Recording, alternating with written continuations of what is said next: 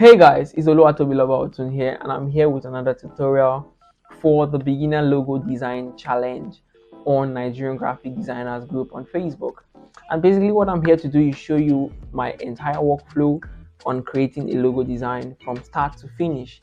And that includes understanding and dissecting a brief all the way to extracting ideas from that brief and developing on them through ideation, conceptualization, sketching, and also vectorization on the preferred software we're going to be using today. So that is basically what we're going to do. And also, I'm going to be showing us some presentation and how to present your logo. So as we all know, a logo is supposed to have certain elements that make it a successful logo, I would say. So a successful logo has to be very simple. It has to have very few elements. A logo has to be simple. It also has to be memorable. It has to be easily recognizable. It also has to be timeless. It also has to be versatile. Timeless, it can be used for the next 10-15 years. You should put that in mind. It also has to be very versatile, that it can be used across a lot of different sizes and platforms, because the modern brands are really expanding usages and applications for their logos. So it also has to be appropriate to the brand. You can't design a football brand and add a spoon and a fork. It's not going to work. So that's some of the things you need to understand about a logo design or a logo for the modern brand. So today we're going to be treating a logo. Um, Today we're going to be treating a brand, a financial brand, and the name of that brand is Paydoc. So they are basically a doctor for your finances.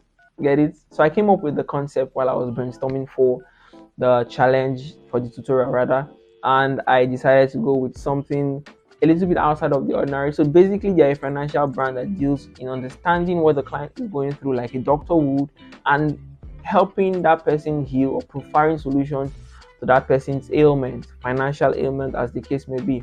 So that they're basically doctor for your finances. So that's the brand we'll be working with, and then we'll go through the brief I came up with, and then extract ideas in order to build a proper logo for that brand. So as we do that today, I hope you enjoy it. I hope you can learn a lot from it, and I hope you can take away certain things and also that will help you in the challenge. So see you guys on my sketch pad. But first of all, we'll have to go and dissect the brief and understand certain things from the brief. So see you in the next screen. Hey guys, so welcome to my PC, and this is basically what the brief looks like.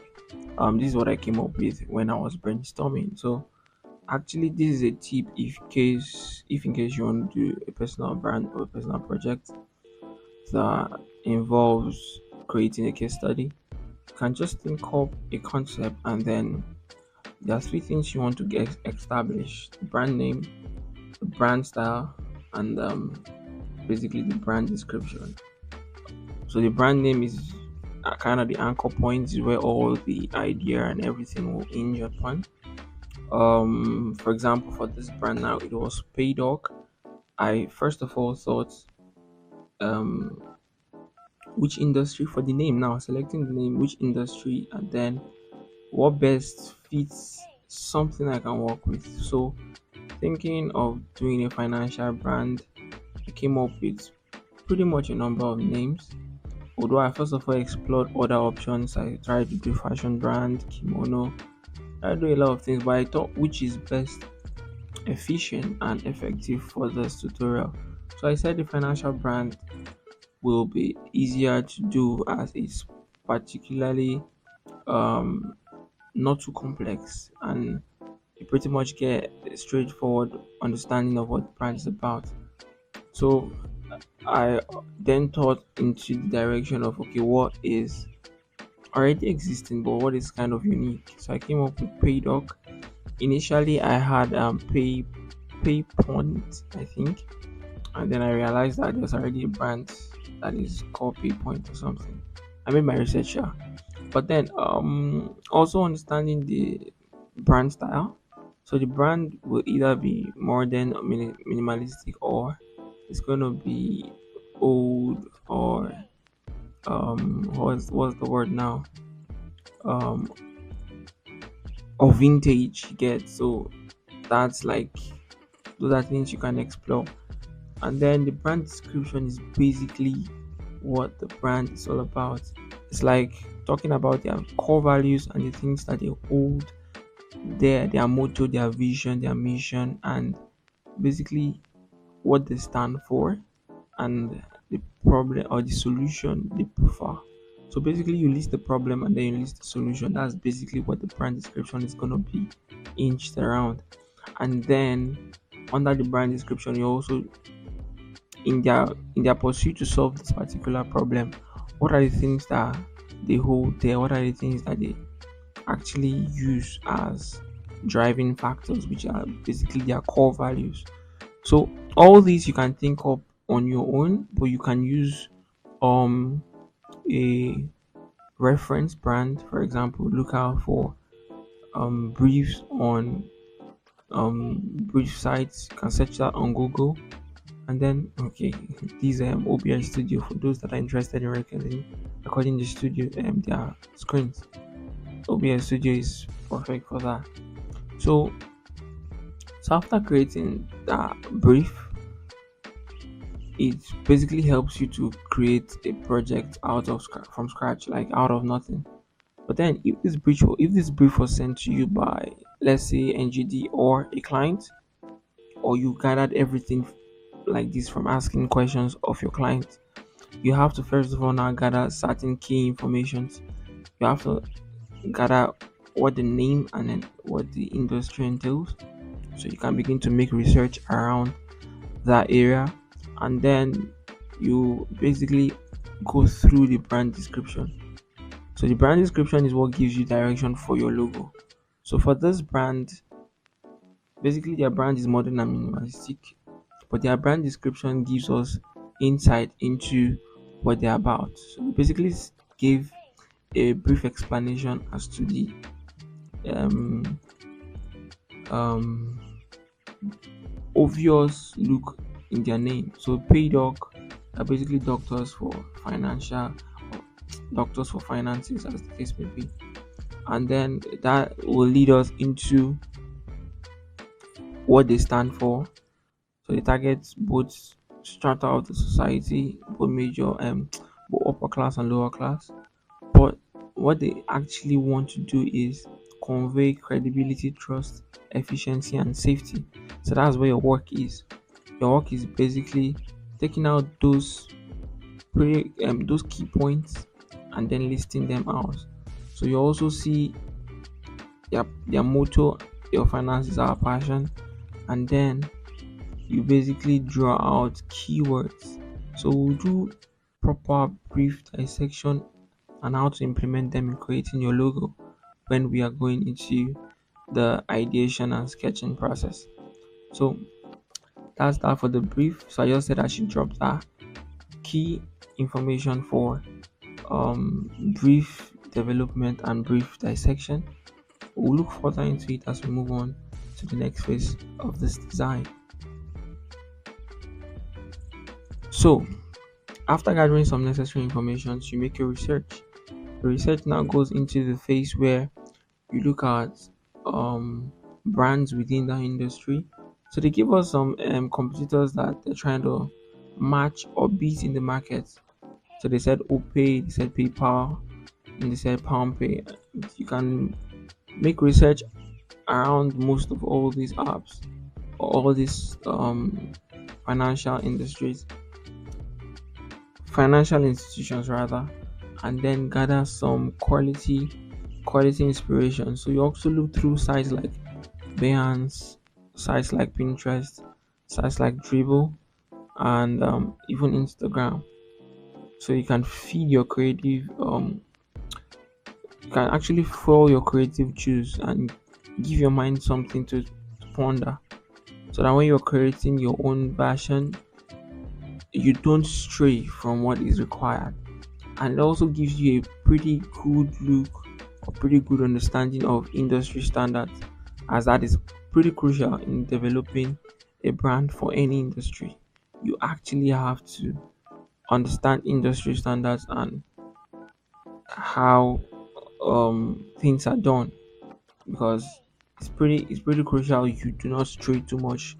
Yes, you can create some distinctions, some different, but it has to be within the laws of the industry. So, for example, you want to create a financial brand, and then the colors, the font, typography, the look of the logo has to convey what the brand wants to convey. So, financial institutions deal more with colors that convey trust and typography that are bold and clear, and their logo icons are always very easy to see and easy to read, but it also conveys some powerful meanings. So that's pretty much a key element in your research process. So you don't just go about researching stuff, you actually research based on what you have. So let's move into the whole logo process. So I hope that gives us a good understanding or perspective as to what it entails when you're making your research phase, and when you are in your research phase doing research concerning a particular brand or logo you're working on. So for so after you've made your research, that's basically you building your mood board. You can take screenshots of image that resonates with some of the things you've understood from the brand you're working on, and then you bring those images, colors, logo types, fonts, and typography to help build a mood board. And it's through that mood board that will dictate the direction of your design. It helps give some kind of starting point, because most people get stuck at the brainstorming and ideation phase, but a mood board and a research phase will help you tackle that problem. So from there, let's proper move on to my sketchpad for proper ideation and sketching. So see you on my sketchpad.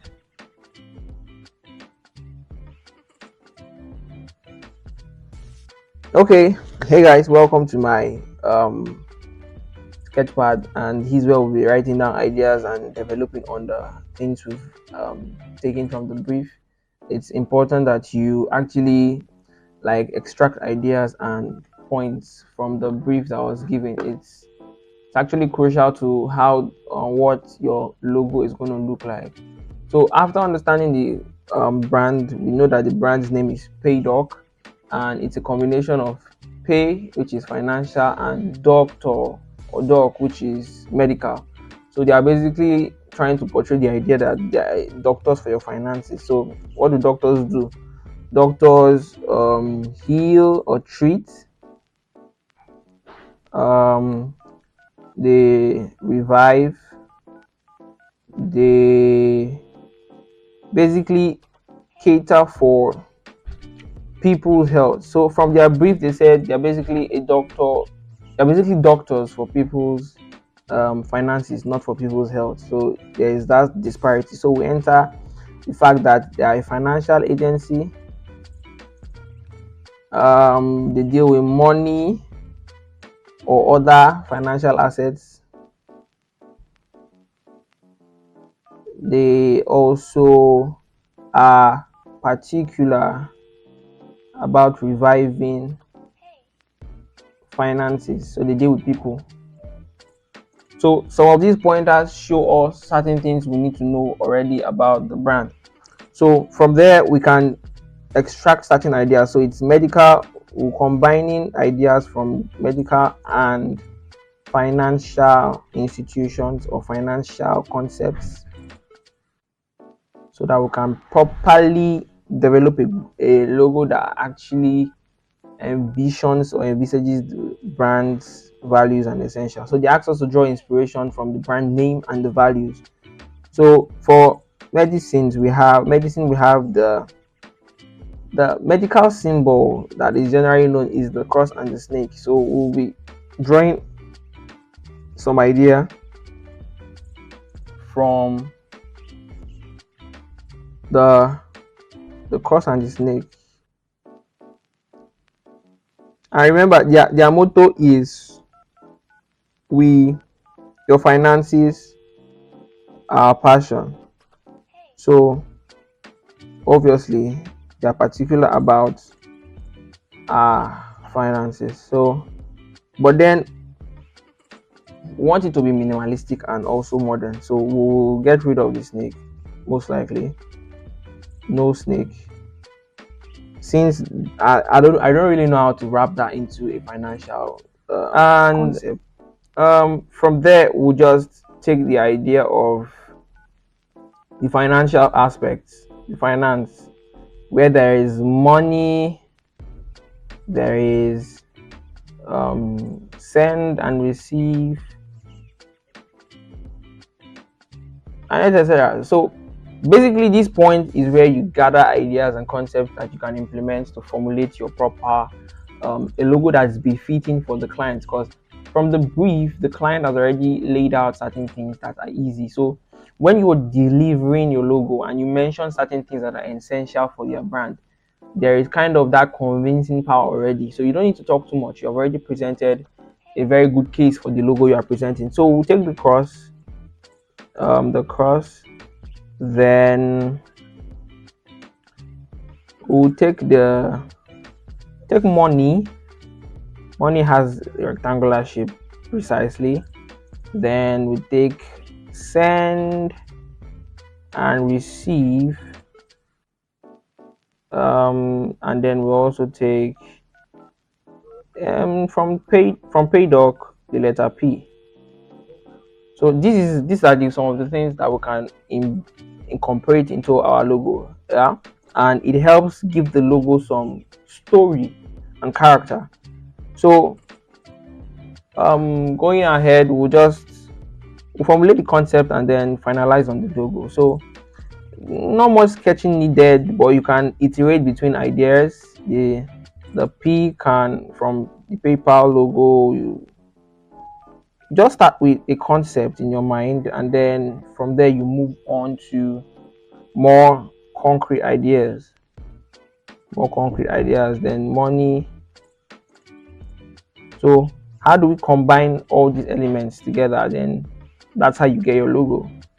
So the concept I finally came up with was the letter P, formed from shapes that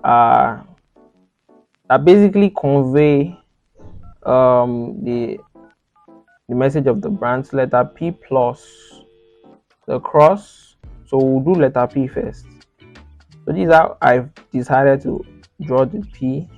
It's going to be like a combination of the width of the money or the shape of the money to formulate this area, and then the letter P to form this one. So for the final concept, I now decided to just duplicate this shape. So I really don't want to go much into the iterations that I came up with, but from the concept execution and the idea and the dissecting of the brief, you can already begin to get something in mind, and that is the goal. So once you have that in mind, then you bring it on paper and begin to design a way. So for P, for the cross, which is going to be crucial in our final logo. So I think to combine them, I just thought to just duplicate the P, and then towards this area, and then you have pretty much something that looks like a cross, a P, and money, but also send and receive. So it was like a combination of all these ideas to form the final concept for the logo. We're going to fine tune in various sketches, and then that's what we're going to snap with our phones or with our cameras, and then bring into Illustrator to vectorize. So that's the next phase for this process. I just hope this gives some clarity, and then we can use that as an idea or a basis to also go in depth into the brand vision, the brand mission, their attributes and values, and also something that is unique to them that you want to express in your logo. So let's move to our PC for vectorization.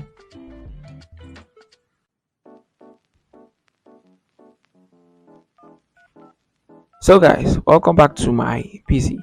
So we'll finish the ideation, the sketching, and then um basically you go through the process of fine tuning some of the sketches you have. I had pretty much up to 3 sketches that I explored. I explored P and D for the Paydoc. I explored um basically some ideas, but then I arrived at the one that is pretty unique, I think, and it kind of conveys the bold look, and then also kind of creates that kind of trustworthiness for the brand, and that's what I went for. So it's a combination of P and D, but a mixture of some other elements. So we've already gone through that in the sketching phase. So we'll go into vectorization right now. We're going to vectorize the logo, and we'll be using 2 tools: shape builder tool and the line tool. Pretty much that's all the tool you'll be using. The move tool and the rest are basic tools, but the 2 major tools we'll be using are the line tool and the shape builder tool, and those tools are essential in constructing the logo. So let's construct the logo. Follow me as we do this, and it's pretty much straightforward. It's just you creating lines and even circles if your logo contains any circles, and then overlapping them where there is no space between any of the lines. I don't know if that makes sense. There is no space, so that the shape builder tool can formulate the logo after you created a basically an outline of your sketch. So that's what I'm doing currently. So you just follow what your sketch. It makes it easier to develop the logo. Some people don't go through the sketching process, but I don't know how you leave it yourself. Come on, it's it's harder to just get on your laptop and formulate a logo. It pretty much beats or bypasses the whole process and makes it kind of harder to actually get a good idea out of your creative mind. So draw lines to match the illustration that the sketch, sorry. You draw lines to match the sketch, and then use your shape builder tool to create a pattern. Then there are anchor points that you can use to make an adjustment for the logo. So I didn't like the sharp edges on the logo, and then I kind of played around with the anchor points and the adjustments for the anchor points, and then I kind of made it a little bit softer. I didn't want it too sharp, but I also didn't want it too soft, and then I just played around with it. So feel free, it all depends on how you want the final outlook to be. Nothing is set in stone. You are allowed to basically play around with what you have until you feel satisfied and until you feel it matches the brand you're working on. That's basically how it works. So we've built the logo. It's time to get a type for it. And there's one principle in logo design.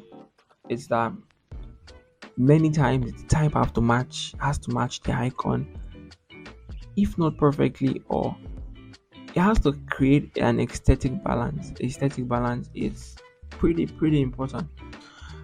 If you use if your logo is bold and you're using a tiny text, it has to balance. There's I don't know how to explain it, but constant feeding your eyes with, for example, look at your mood board. Most of the logos kind of balances out the icon. Most of the type, sorry, kind of balances out the icon, and it helps the overall representative for the brand. And I think that is pretty crucial. So in your desire to select a font or a type for your project, it's crucial you look at your logo and how it balances out with the um, type. But also, I also discovered something. I attended a conference recently, the Untitled Designs Conference, and then I learned that you can also convey emotion through your typography. And when I mean convey, naturally, if you select a type, it conveys an emotion whether you are aware of it or not. But you can intentionally decide to let it convey a particular kind of emotion by editing the type. So don't just take the type, for example, Poppins, and then just type the name of the brand and then let it be. You can actually convey certain emotions. It depends on the brand you're working on. So from there, you can create an overall brand experience, just even with the logo. So for Paydoc, we'll be using Montserrat, which is basically the best font in the world. If you want to argue with it, argue with your computer, argue with your laptop. But I actually love the font and I actually love the structure of the font. It's pretty steady and it's kind of balanced throughout. So that's what we're going to be using to create our typography for this brand. So Paydoc, you type it out, and then naturally fonts have rules that guide them. And for logo design, you have to um, create a balance. And I do that by adjusting the font. So you first of all right click on the font, on the type, and then create outlines. Then you kern. There's something we call kerning in logo design, and then that's when you adjust the spaces in between each letters, either increase them or you bring them closer. But then don't just do kerning by adjusting the figures on the top right in the typography character adjustment layer. You can do that by creating a consistent space between them by just creating a shape, a measured shape, which I did here. But then while I was doing it, I also discovered that there was no need to space certain elements since there's already space, as it creates a kind of distortion between it distorted the balance of the type basically. So after using consistent spacing throughout each letter, I discovered the kerning was not proper, as it's kind of off-putting, and I don't want that for a brand. I don't want anybody to look at it and it just does them. It plays with their emotion in the kind of way that you can explain, and that is your job. So after I did that, I looked at it and I discovered that no, I needed to remove the space between the A and the Y. Needed to remove the space between the Y and the D, and then for the D, O, and C can have equal spaces between them, as there are no overlapping spaces between them. So it's kind of created a overall visual balance. I don't know if that makes sense. So I don't know if as beginners you realize that type is kind of very important in your logo design. Some people neglect it, but if you want to grow as a designer, you have to pay attention to even the littlest of details.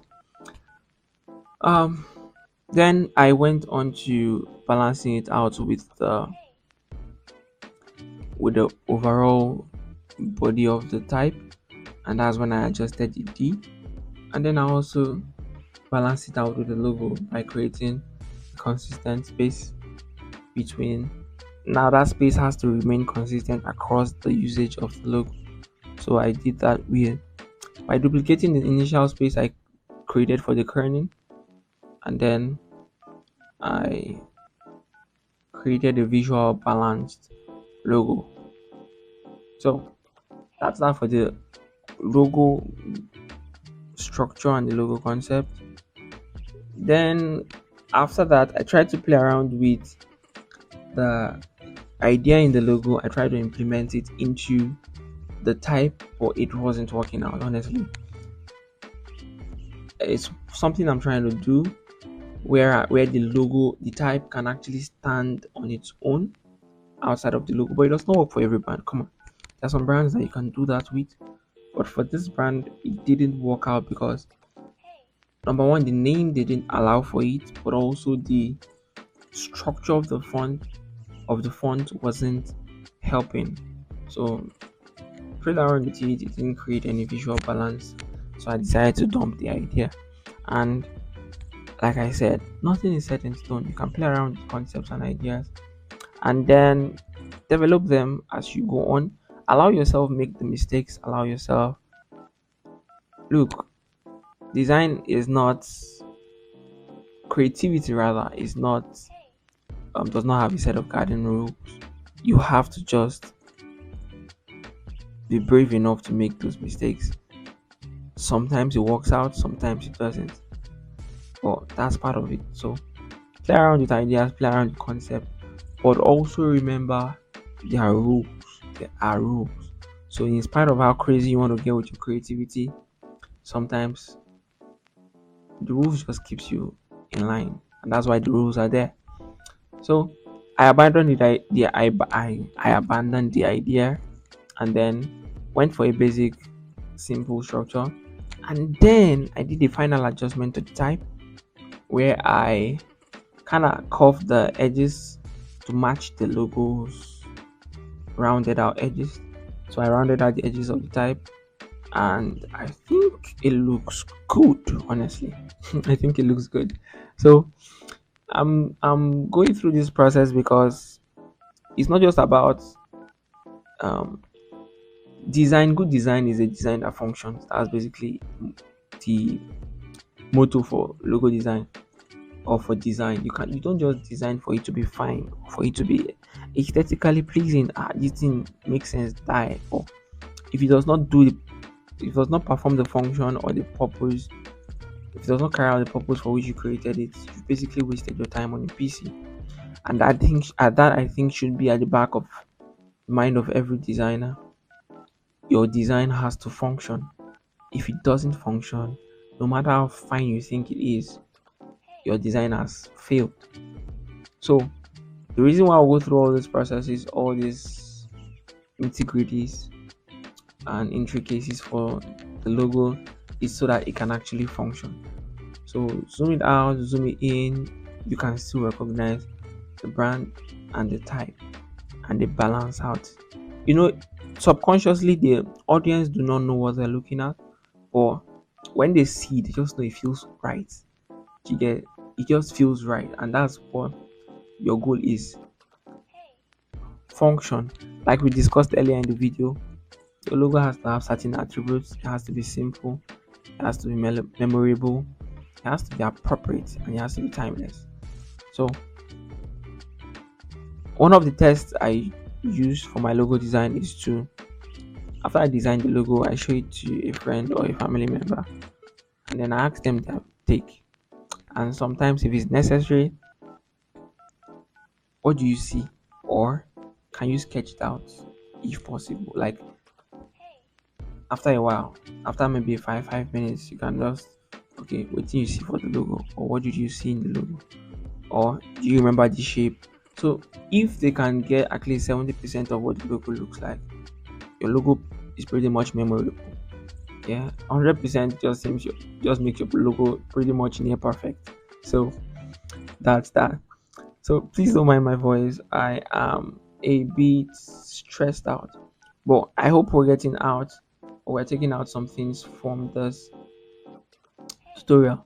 So moving on, basically we'll be going through presentation. We've not selected color. Color basically will be selected from your mood board or something that you want to stand out from the crowd. So presentation can include a variety of things, but it's crucial that your presentation includes three major things: the logo, your workflow, and final output. Now these three things are crucial. Why? Because it shows your expertise. It shows that you know what you're doing. I don't know if that makes sense. It shows you know what you're doing. You don't just, for example, in mathematics when we're growing up, you don't just, when the teacher gives us a test or an exam, you don't just arrive at the answer. I remember when I was in math class and they would be like, this is slang we have, show your working. don't think it's a slang, rather it's just like a statement. Where is your working? Show your working.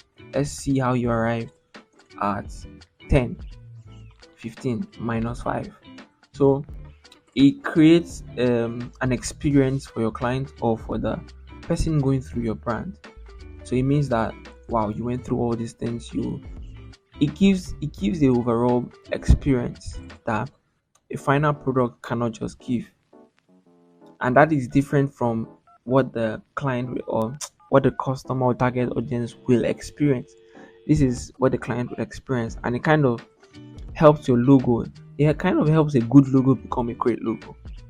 Did you get? So when you do proper presentation, kind of knocks the ball out of the park, or is that a statement? It kind of makes it easier for you to convince the client that this is a good logo. Many times, many of us experience rejections, and then we do 15, 20 logos. Come on, sorry, I know that's an exaggeration, but we do so many iterations, and the client doesn't seem to ever want to decide on anyone. And you're wondering why. It's your presentation. It's your presentation. This takes time. It takes a lot of hours. It takes a lot of research to do proper presentation. So your presentation has to include a cover page, most likely a brand description. It's essential.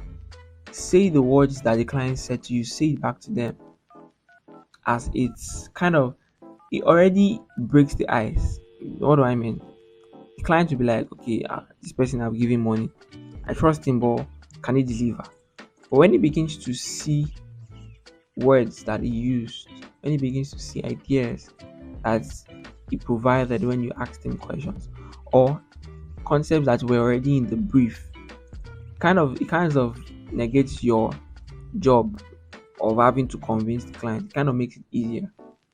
So I've had experiences like that where I just send the client one or two iterations, and then they're good because I paid attention to the brief.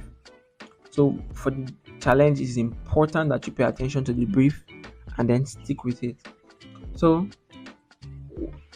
I'm showing you basically presentation style, and you can see my mood board after the brand description. You can see my mood board. So for the brand description, I actually went the extra mile on creating design objective, talking about the problem, talking about how our profile solution to it. Look, it cannot be overemphasized. Show your working. We love it. Let me say we love it. I want to be on the side of the client right now. They enjoy it. They enjoy it. Now, when I mean they enjoy it, it does not mean they will understand what's happening, but it kind of puts you, it raises your value up a notch. Do you get?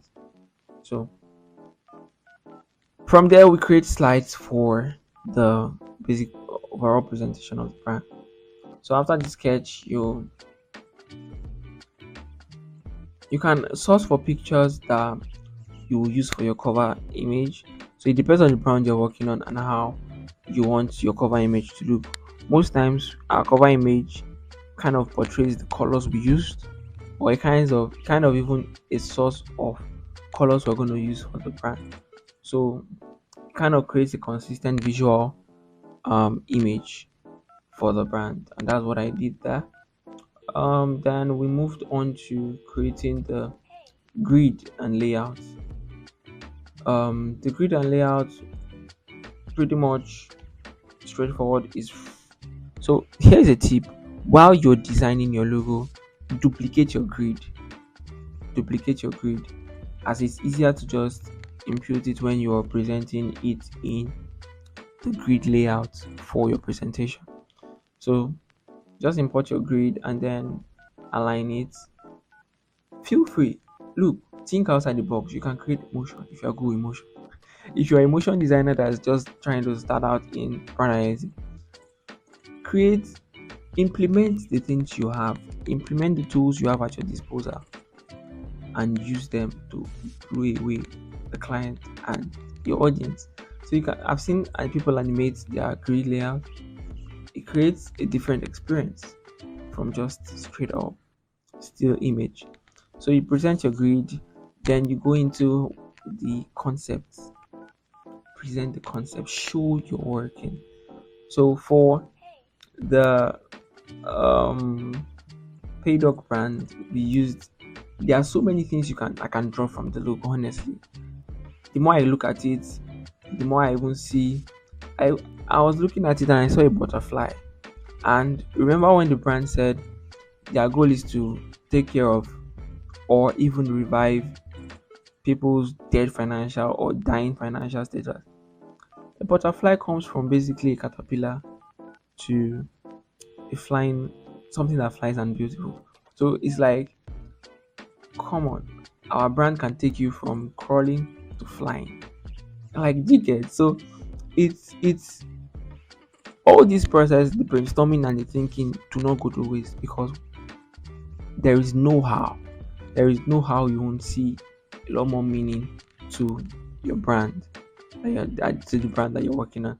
So, but for this brand, I kind of I had already left the ideas to three, to four rather. The letter P, letter D, medical cross, and then send and receive, which all resonates with the brand values, purpose, and overall outlook. So show that, and let's see what you did to come up with that. So you also have to create black and white um layout. If it looks good in black and white, you can see while I was designing, I designed in black and white, no colors, nothing. Please, it's important you get used to that. Black and white is default setting. Anything that looks good in black and white will look good in color. Will look good in color. So please take note of that, and trust me. Trust me when I say it. Once you add colors, you'll be fine. You'll be fine. So we selected the color through our mood board, but also through my research process. So as I continued my research, I discovered a very unique color. Most financial institutions will use blue or will use green, but then, funny enough, there are current trends where financial institutions are taking thinking outside the box and creating a different feel to other colors. There is purple. There is purple from is it Raven? There is mixture of red, blue, and um black for, I think, Stack. So many other brands are really pushing the ideas of how color um, affects your brand. So selected a color that kind of financial but also medical. Now I don't want to send the idea that it's a medical brand. Please, you have to be careful. Something like this is very tricky. So I don't want to send the idea that it's a medical brand. So I decided on this color. Didn't make too many adjustments to the color. Colors worked perfectly, as there was a balance between the green, dark green, and then the white. So those three were the major colors, and then I kind of applied the 60-30-10 rule, as majority of the colors you'll be seeing will be the dark green. Then at intervals you'll be seeing the light green. Then the white comes in when it's needed. You understand? White comes in when it's needed. So please, as you can see, it's pretty pleasing to look at. Won't you agree? So, and this is based from the research. You cannot apply colors because you feel like applying them. No, you apply colors for a purpose. Everything has to be intentional. Everything has to be intentional. So you create the word mark. Sorry, you apply the colors to the logos, then you separate them. You show them. You show the logo in the brand colors in your presentation. You play around with the application. You also show the icon in different colors and on different backgrounds. You can go extensive with this. I'm not limiting you. If you see something in your research that greatly elevates your work, please apply it. But make sure you stick to what's appropriate. Not everything you encounter in your research phase will be useful for your process or for your design. Do you get? So be careful what you encounter and what you're applying in your design. So the next slide is pretty much showing the colors in their hexadecimal format, and you can get the hexadecimal from the dropout from the pop-up box that comes when you double click the color section, and then you can copy the hex code. So the hex code is basically how formulate colors on the softwares. That's what they recognize. The the software doesn't recognize red, green, blue, whatever. No, they respond to hexadecimal. So if your client says I need the hexadecimals to be hash EG235, to get that color you have to input that number into the box where you copy this number from, so it changes. So I didn't get into explaining that, sorry, but you understand. Like, I know you get the idea. So you show your colors. You can also go as far as showing us the RGB color codes and the CMYK color codes.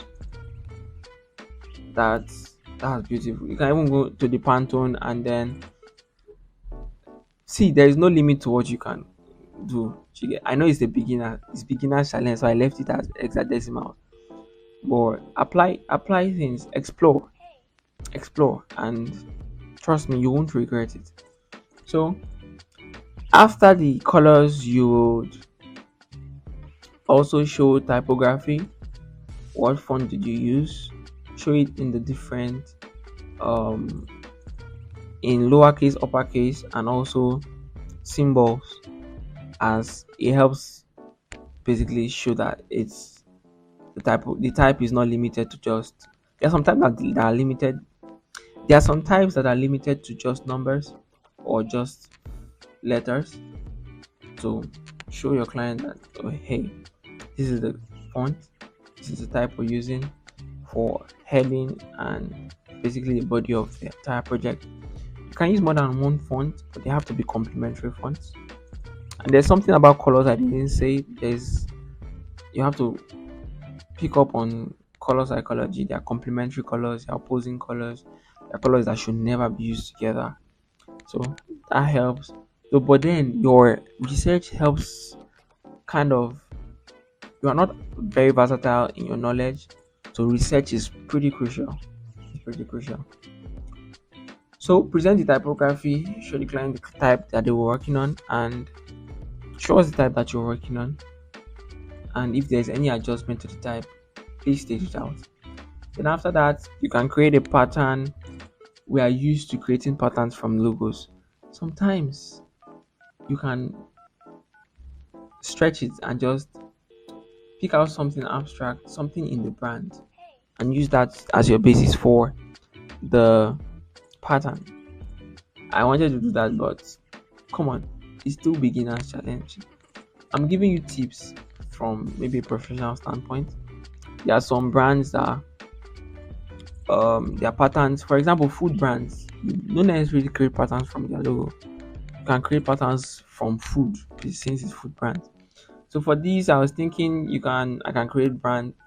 I can sorry, I can create. Sorry. So I was thinking I can create patterns from. I was thinking I can create patterns from not just the logo, but from the brand elements. For example, maybe the P, duplicate it. So how do you achieve patterns in Illustrator? You select a shape, one or two, however you want it to look. Then to duplicate it, you go to your objects, at the top, you go to your object and then you scroll down and then you select repeat. Yeah, repeat. So you repeat the pattern in a grid format, radial format, and other formats. So repeat grid and then you see it duplicate evenly across your system interface. But then I kind of banished the idea. I didn't like the pattern. Then I went for a much more mature pattern, which is just outline of the logo duplicated across board. So that's creating your pattern.